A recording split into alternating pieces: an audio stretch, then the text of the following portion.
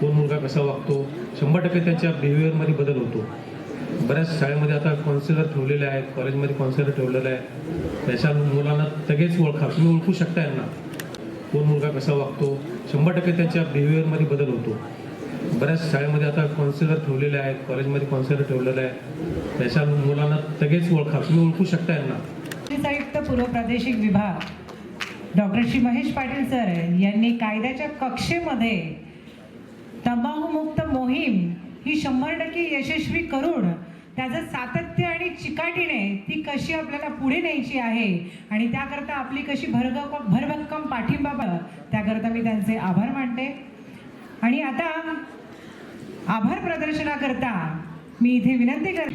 ह्या कार्यक्रमात त्यांनी उपस्थिती लावली, त्यांनी देखील आपल्याला मार्गदर्शनपर शब्द इथे सांगितलेले आहेत, त्यांचं मी आभार व्यक्त करतो. आज या ठिकाणी देखील मी आभार व्यक्त करतो. त्याचप्रमाणे आपले सर्व सिनियर PI ACP या ठिकाणी उपस्थित झाले, त्यांचे तुम्ही 4 नंबर जर वाचवले तर आयुष्यामध्ये फार मोठी गोष्ट आहे. तर त्यासाठी आपण प्रयत्न करावे आणि माझ्या सर्व अधिकाऱ्यांना, पोलीस अधिकाऱ्यांना त्याप्रमाणे की आपण जे आता जे अचीव्ह केलेले आहे ते पुढे कंटिन्यू करणे हा फार मोठा अवघड कार्यक्रम आहे. तर तो मला खात्री आहे की तुम्ही सर्व ज्या ज्या लोकांनी ह्या उपक्रमासाठी मदत केली पोलिसांना सर्वांचं मी अभिनंदन करतो, सर्वांना धन्यवाद देतो. नमस्कार.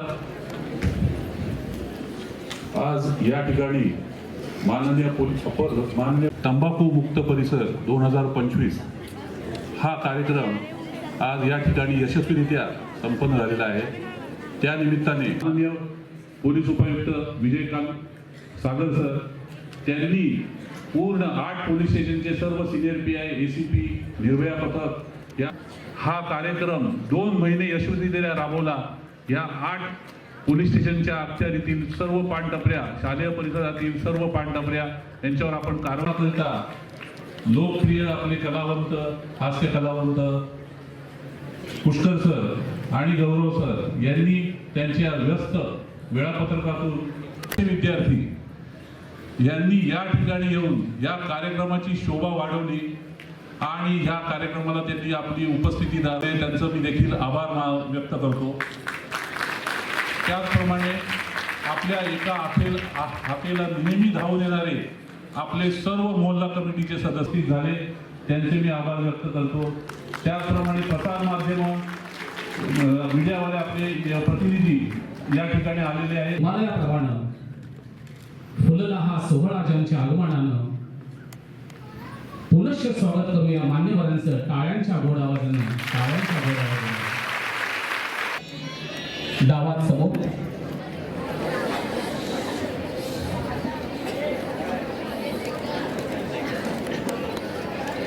हम सब आज ये संकल्प लेते हैं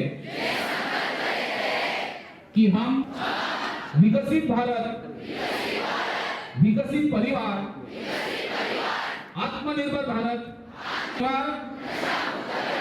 नशा मुक्त देश बनाएंगे और इसके लिए एक व्यक्ति को अपने साथ जोड़ेंगे और उसे भी नशा न करने का संकल्प कराएंगे. आत्मनिर्भर देश हम अपना देश बनाएंगे. नशा मुक्त देश हम अपना परिवार, अपने पड़ोसी नशा मुक्त बनाएंगे. जन जन का है ये संदेश, जन जन का है संदेश. जय हिंद, जय महाराष्ट्र, वंदे मातरम. त्यांनी हा उपक्रम राबवलेला होता, शाळा तंबाखूमुक्त करण्याचा उपक्रम. त्यामध्ये तुम्ही सहभागी झाला आहात, शपथ देखील या विद्यार्थ्यांबरोबर घेतलेल्या आहे. काय भावना आहेत? मला असं प्रामाणिकपणे वाटतं की आपल्या आजूबाजूचा परिसर तंबाखू विरहित करणं याहीपेक्षा आपलं मन आता तंबाखू विरहित करणं गरजेचं आहे. कारण नुसतं तंबाखू नाही तर जसं डॉक्टर महेश पाटील यांनी आज सांगितलं त्याप्रमाणे तंबाखूपासून सुरुवात होते आणि आपल्या देशाला सध्या विळखा पडलेला आहे तो ड्रग्सचा आणि ड्रग्ज माफियांचा. तर या तरुण पिढीला मला तेच आवाहन करायचं आहे की ही नशा करून काही होत नाही, काही आनंद मिळत नाही, काही समाधान मिळत नाही, पैसा खर्च होतो आणि शरीराची फक्त हानी होत असते.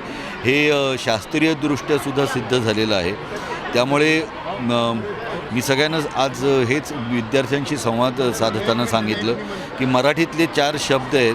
एक म्हणजे आपली आवड, दुसरं म्हणजे छंद, तिसरं म्हणजे ध्यास आणि चौथं म्हणजे व्यसन. आणि या 4ही शब्दांसाठी सातत्य आवश्यक असतं.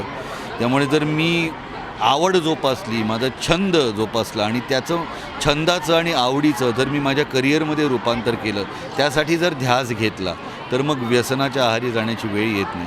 आपला मेंदू, आपला वेळ चांगल्या कामासाठी खर्ची करूया आणि त्यासाठी वेळ घालूया. आपलं पुढचं भविष्य आपल्या कुटुंबियांचं, आईवडिलांचं, ज्यांच्यामुळे जन्म आज हा आपल्याला मिळालेला आहे, ज्या देशात जन्म झाला आहे, ज्या मातृभाषेत आपण बोलतो, ज्या राज्यात आपण राहतो, आपल्या ज्या समाजात आपण आजूबाजूला आहोत, त्यांचं काहीतरी देणं आहे. ते देणं पूर्ण करण्यासाठी आपण काम करूया. व्यसनांच्या आहारी जाऊन काहीही होणार नाही आहे.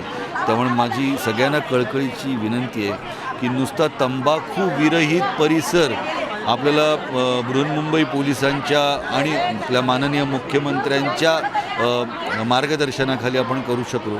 आपण स्वतःला तंबाखू विरहित करणं खूप गरजेचं आहे. आपले परिसर उपक्रमाची सांगता होते आहे. कशा प्रकारे हा उपक्रम राबवला गेला आणि कशा प्रकारे पुढे देखील चालू राहणार आहे, काय सांगा? माननीय मुख्यमंत्री महाराष्ट्र राज्य यांच्या आदेशानुसार 100 दिवसाचा कृती आराखडा देण्यात आलेला आहे. त्या पद्धतीने ड्रग्स फ्री मुंबई माननीय पोलीस आयुक्त, स्पेशल पोलीस आयुक्त आणि सहपोलीस आयुक्त कायदा व सुव्यवस्था यांच्या मार्गदर्शनाखाली ड्रग्स फ्री मुंबई हे आपण या ठिकाणी कार्यक्रम राबवत आहोत. त्या अंतर्गत सध्याची सर्वप्रथम पातळी आहे की तंबाखूजन्य पदार्थापासून शाळा कॉलेज परिसर मुक्त करणे आहे. आणि आम्ही त्याच्यामध्ये महानगरपालिकेचं आपल्याला सहकार्य मिळत आहेत. जे पानटपऱ्या आहेत त्या निष्कासित करणे, जवळपास 500 पानटपऱ्या आपण आतापर्यंत निष्कासित केलेल्या आहेत. सातत्यानं कारवाई करण्यात येत आहे. निर्भय पथकाचे मदतीने ह्या कारवाई होत आहेत. त्याच पद्धतीने शाळा कॉलेजचे काही प्राध्यापक आहेत, मुख्याध्यापक आहेत, त्यांचं सहकार्य आपल्याला लाभत आहेत. त्यानंतर NGO आहेत, त्यांचीसुद्धा मदत या कामासाठी होत आहेत. आणि आम्ही क्रॉस चेकिंगसुद्धा करत आहेत. आपली एक टीम तयार करण्यात आलेली आहे. त्याच्यामध्ये शाळा कॉलेजचे काही प्राध्यापक, त्याचप्रमाणे NGO आणि पोलीस अशी क्रॉस चेकिंगसुद्धा करत आहेत. बऱ्याच लोकांनी जे शाळा कॉलेजच्या परिसरामध्ये जे तंबाखूजन्य पदार्थ विकायचे त्यांनी आपले धंदासुद्धा बंद केलेला आहे. काही लोकांनी तंबाखूजन्य पदार्थ ठेवणं बंद केलेलं आहे. अशा प्रकारे ही मोहीम या ठिकाणी राबवण्यात आलेली आहे. आणि मला वाटतं की आता सुरुवात झालेली आहे आपल्याला की त्या ठिकाणी पुढे कुठेही या 100 मीटरच्या परिसरामध्ये तंबाखूजन्य पदार्थ मिळणार नाही. यासाठी पोलीस सातत्याने प्रयत्न करणार आहेत आणि आम्ही ते अचीव करू. तुम्ही आणि कलाकार असं दोघांनी मिळून या ठिकाणी आज विद्यार्थ्यांना मार्गदर्शन केलं. कसं पुष्कर देखील होते, गौरव होते. ते सामाजिक बांधिलकी म्हणून पुष्कर श्रोत्री आणि गौरव मोरे दोन्ही सिनेकलावंत या ठिकाणी आमच्या विनंतीला मान देऊन आलेत. त्यांनीसुद्धा आवाहन केलेलं आहे. आणि मला वाटतं की 100% हा परिसर आपला जो आहे हा तंबाखूजन्य शाळा ह्या मुक्त होतील. सर्वात गुटख्यावरती सर्वात बंदी आहे, पण गुटखा मिळाला दोघांवरती काय मोहीम असणार? त्याच्यावरती सुद्धा आपल्या कारवाई सातत्याने चालू आहे. ते सुद्धा कारवाई आम्ही आता बंद करत आहोत. नुसतं गुटखाच नाही तर ड्रग्ससुद्धा आपण मोठ्या प्रमाणात सातत्यानं कारवाई केल्या जात आहेत. ड्रग्स फ्री मुंबई करणे हेच आमचं उद्देश आहे. बरोबर, आज या उपक्रमामध्ये सहभागी झाल्या. आपण ज्या विभागात राहतो तो पण पोवाईसारख्या विभागातून आलेला आहे. मोठ्या प्रमाणात आपण बघितलं तंबाखू आणि व्यसनाच्या आहारी विद्यार्थी जात असतात. त्यांना मार्गदर्शन केलेलं आहे. शपथ देखील सोबत घेतलेल्या आहे. काय सांगशील? मला हेच वाटतं की मी मगाशी म्हटल्याप्रमाणे झोपडपट्टीला चाळीला ना अशा विळखा आहे सगळ्या गोष्टींचा. पण आता ते प्रकार हळूहळू खूप वाढत चाललेलं आहे. आणि काय होतं ना, ती स्टाईल म्हणून मुलं सुरू करतात. ज्यात फेजमधनं मी पण गेलेलो आहे लहानपणापासून. स्टाईल असते ती, पण ती स्टाईल काळांतराने तुमच्या शरीरावर किती घातक होते, तुमच्या भविष्यावर घाला घालते. आणि त्याने काय होतं, एक घरामधलं वातावरण बिघडतं आहे, क्लेश होतो, तुमचं घर राहत नाही, एकमेकांमध्ये आपला दुरावा निर्माण होतो. आणि या सगळ्या गोष्टी मी खूप जवळून बघितलेल्या आहेत. त्याच्यामुळे मला माहिती आहे आणि त्याचा फायदा कोणालाच होत नाही. ना घरच्यांना होतो, ना समाजाला होतो ना कोणाला होतो. नुकसान आपलंच आहे, आपलं भविष्य डिस्ट्रॉय होतं. आणि काळांतराने आपल्यासोबतची मुलं आहेत जे काहीच करत नाही, ज्यांना आपण चिडवत असतो अरे हे काहीच करत नाही, हे साधेच पोर आहेत, ते भविष्यात पुढे निघून जातात. आणि मग त्याचं जे रिग्रेट होतं ना आयुष्यभर मी काहीच नाही केलं, मग त्याचं फ्रस्ट्रेशन वेगळं आहे, त्याचा राग वेगळा. आणि तो राग मग कुठल्या ना कुठल्या पद्धतीने मग कसा करायचा. मला असं वाटतं काय घडत नसेल आपल्या आयुष्यात, काय होत नसेल तर त्यासाठी तंबाखूच किंवा नशाच केली पाहिजे असं गरजेचं नाही आहे. बऱ्याच गोष्टी आहेत स्वतःला बिझी ठेवण्यासाठी. वाचन आहे, शांत ठिकाणी बसा, चांगल्या लोकांच्या सहवासात राहा. कारण चांगल्या लोकांच्या सहवासात राहिलात तरच तुमचं काहीतरी चांगलं घडेल. अदरवाईज तुम्ही कुठे राहायला जा, तुम्ही सोसायटीत राहायला जा, तुम्ही चाळीत राहा, घडणार तर काहीच नाही आहे. नाही म्हणायला शिकायला पाहिजे पोरांनी सगळ्यात आधी तर. वाढत्या वयात काय असतं आपल्याला कळत नाही, आपण आलेलं वय असतं. मग 16, 17, 18 हे वय कसं फारच डेंजर. त्या वयात तर म्हणजे तू कुणाचंच ऐकत नाहीत. एक जवानी असते, आपल्या सगळ्या गोष्टी करायच्या असतात. ह्यात नुकसान भरपूर आहे, फायदा फार कमी आहे. नशिबात एखादा असतो करोडोतला, त्याचं नशीब निघून जातं ते तर. आणि हे सगळा उपक्रम पोलीसनी केलेला आहे, डिपार्टमेंटने केलेला आहे. आपले विजयकांत सर आहेत, पाटील सर आहेत, म्हणजेच त्यांच्याकडे तो पूर्ण अहवाल आला असेल किती प्रॉब्लेम आहे, काय काय घडतं आहे, की नशेने काय त्यांच्यापर्यंत सगळे रिपोर्ट्स आलेले असतील की किती नुकसान होतं आहे. आणि या कमी वयातच फार गोष्टी धोकादायक होतात. तर म्हणून मी पण त्याचा नेहमी अपोज करतो.